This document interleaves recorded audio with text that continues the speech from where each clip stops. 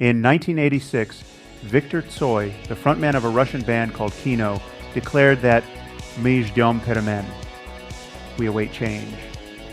Within just 6 years, the people of the Soviet Union would receive that long-awaited change when the Soviet Union collapsed in 1991. But it was a change which many of them would live to regret ever having taken place. Across Eastern Europe, the transition from the command economy, which the Soviets implemented at home and advocated abroad towards the market economy, was a tough process, often involving the effective thievery of the party's capital, the results of the labor of the people over the decades of central planning, most basically, by a handful of oligarchs who could set the prices of the products of this capital or degrade the capital itself, constrained by nothing but the imprecise and untrained hand of the market. This produced unprecedented inflation and impoverishment. Throughout, they faced the choice between a path of freedom, further change, further reform, and further democracy, and one of falling back into despotism. Russia, unfortunately, took the latter path, and many simpletons, historical determinists who sometimes have astonishing levels of knowledge and intelligence will declare proudly and without doubt that this was the inevitable course of historic events for Russia, a return to what she always has been and always will be, a country headed by a regime of despotic slave masters. In general, I despise such determinist arguments, but this one especially aggravates me. In addition to the horrific oversimplification which it entails, it fundamentally denigrates an entire people and denies both the humanitarian potential of that people and any path for peaceful coexistence with them. However, as a liberal optimist, I must maintain that, though distant, the potential for common prosperity and coexistence between all people is there. In order to show how flawed this determinist argument really is, we must turn from Russia to Deutschland.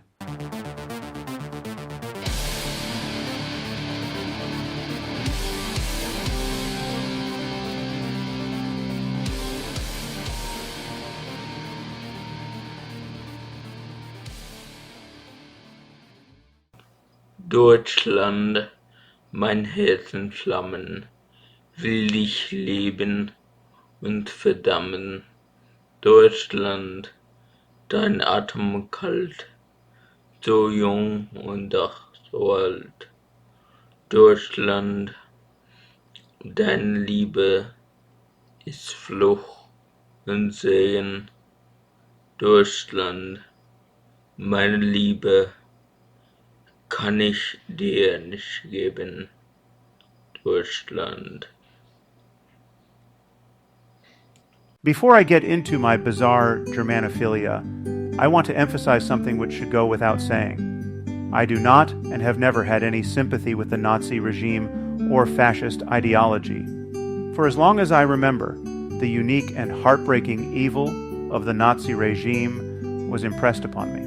World War II and the unspeakable crimes against humanity which accompanied this era represented one of the few narrow focuses of my early childhood history education, and I only became ever more stricken by the evils of Nazism the more I learned. It was by erroneously drawing a distinct contrast between the bad Germany of the Third Reich and the good Germany of past eras and of today that my interest in Germany blossomed. I was an incredibly simple-minded and moralistic child. So what seemed like such an evident change from good to bad to good again bizarrely struck me as incredibly compelling. Obviously, this was a ridiculous, childish narrative of a history which I very clearly didn't understand. There were never two Germanys. There was only one Germany with the factors which culminated in its extreme inhumanity under Nazism being inseparable from the undeniable humanity which I saw in today's Germany, for instance. The fundamentals of German society never suddenly and completely changed, but the results of those fundamentals, the actual impacts they had on the world, most certainly did, at least gradually.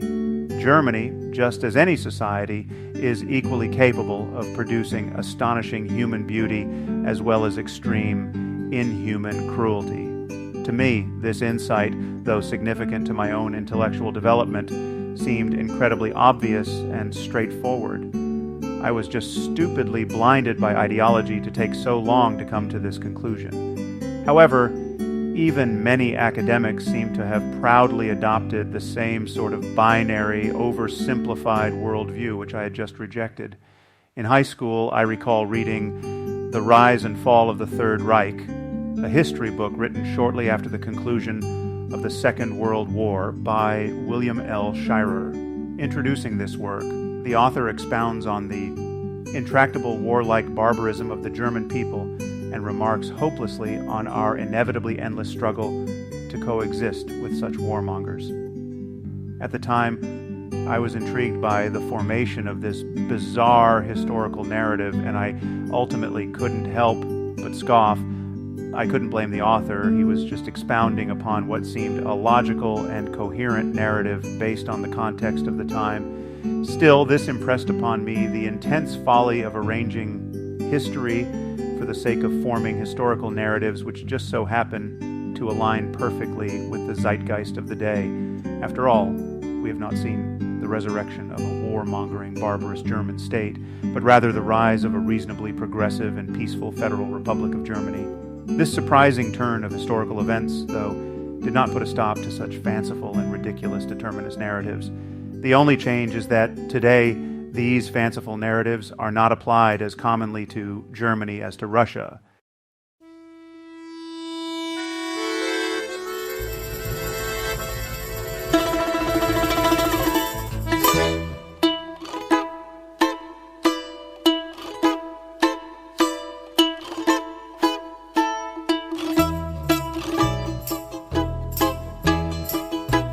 They were cutting a road for Russia. That's how we've ended up here.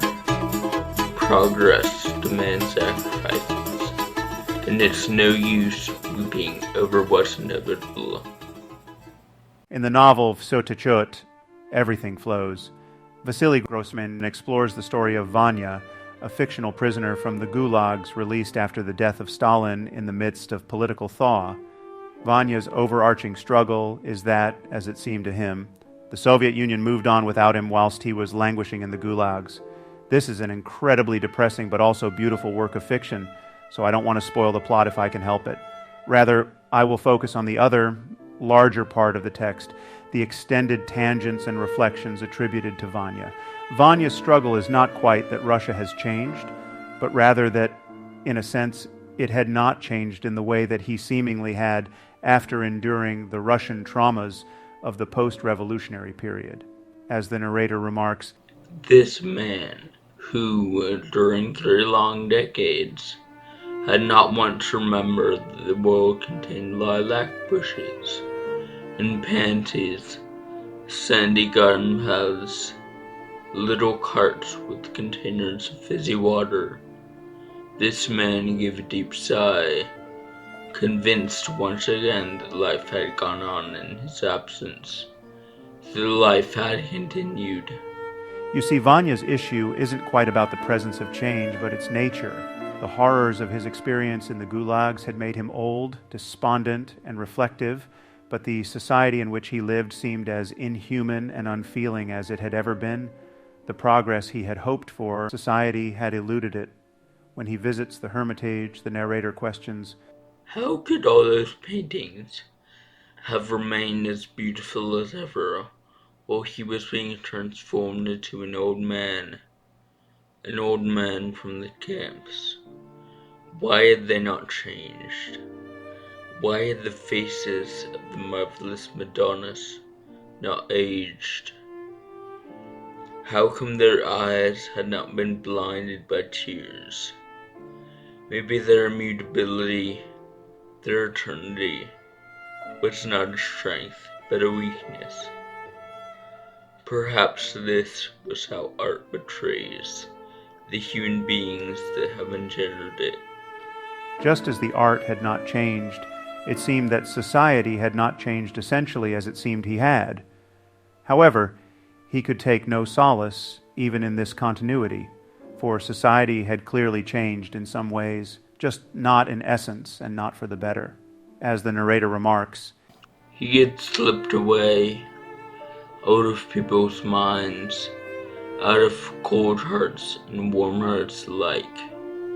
He existed in secret, finding it ever harder to appear in the memories of those who had known him. all that could give Vanya solace. The people he had loved and the memories he had shared with them seemed fleeting. Throughout most of the novel, Vanya is, in the depths of his soul, what I might call a humanist determinist. That is, he believes dogmatically, or at least wants to believe, in the inevitable progress of humanity, the certain victory of light over darkness, freedom over non-freedom, and humanity over inhumanity. Essentially, the universe is on our side and will, in time, only bring humanity further inevitable progress. Upon viewing the concept as a bare abstraction, you are likely to be struck by the simple absurdity of it, and I would concur that humanist determinism is fundamentally absurd. However, it isn't as strange and novel as one might expect, and it is probably even more entrenched in the West than it is in Russia. Think of Martin Luther King Jr.'s line, "The arc of the moral universe is long, but it bends toward justice." This is the most basic statement of humanist determinism's clearly absurdly optimistic nature, and I would argue that there's no truth to it.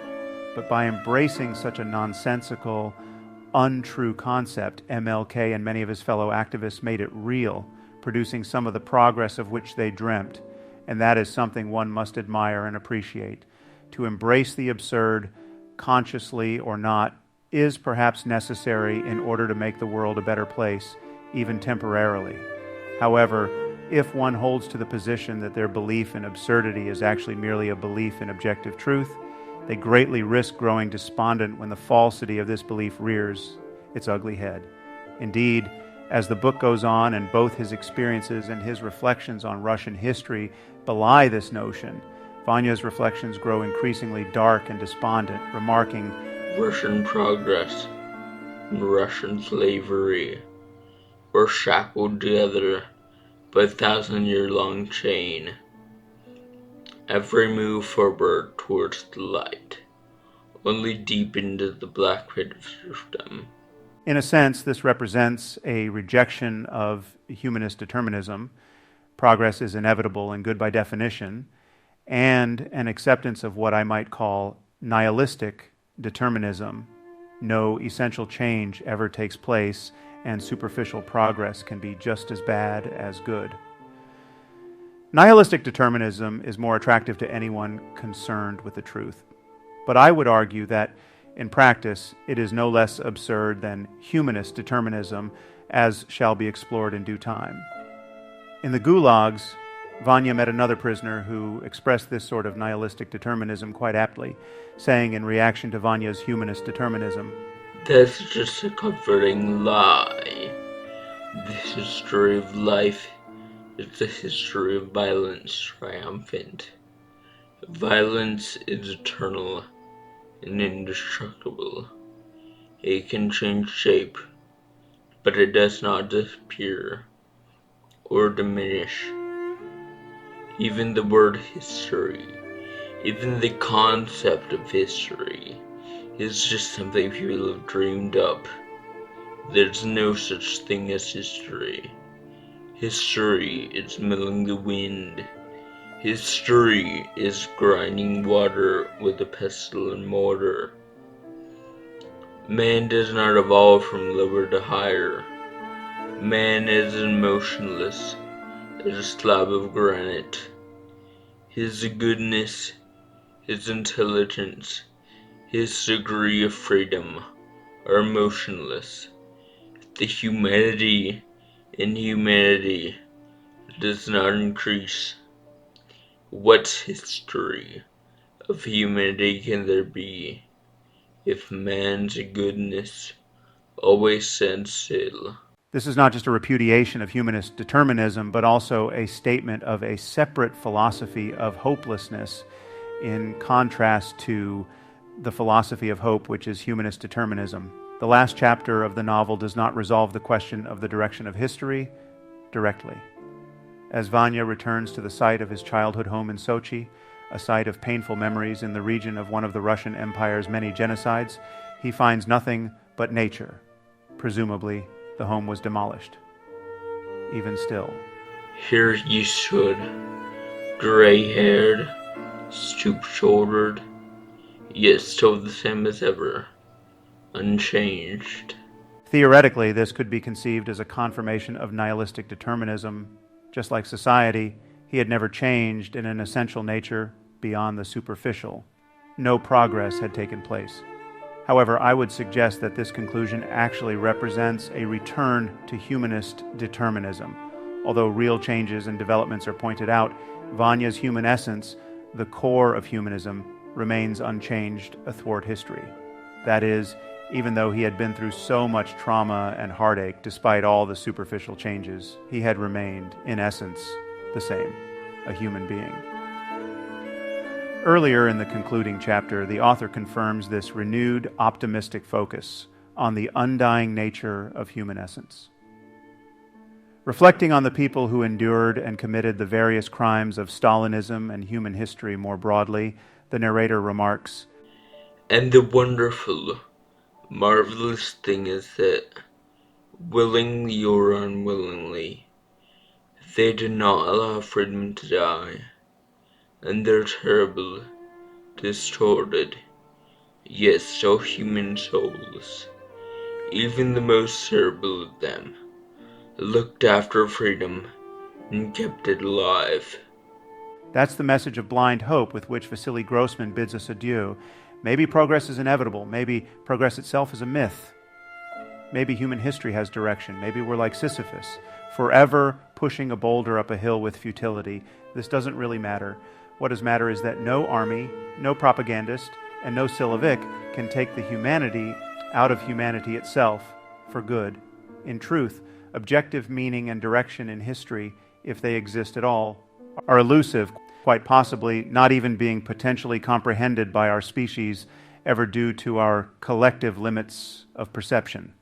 However, Grossman shows via the bare horror of Soviet life, as represented by Vanya, that the perpetuation of man's existence, despite the common horror of it all, is so often a result of a blind, illogical hope in the humanity and rationality of a seemingly indifferent world. The river flows with a certain meaninglessness in the objective sense, but by simply flowing as it does, it acquires a great meaning to those conscious beings which depend on it.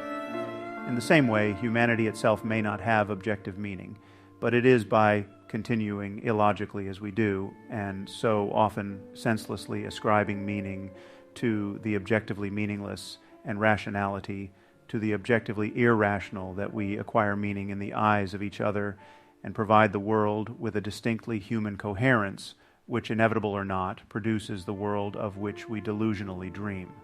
This is all to say that humanist determinism, as untruthful as it is, has a clear superiority over the seemingly more truthful nihilistic determinism, which urges us to turn our backs upon humanity as meaningless. They are both self-fulfilling in that they actually create what they describe, meaning or meaninglessness, humanity or inhumanity. Fundamentally, then, we are not hostages to a predetermined history, but rather actively determine history as a collective. Therefore, we must each ask ourselves, do we want to produce a history of progressive humanity or one of cyclical inhumanity?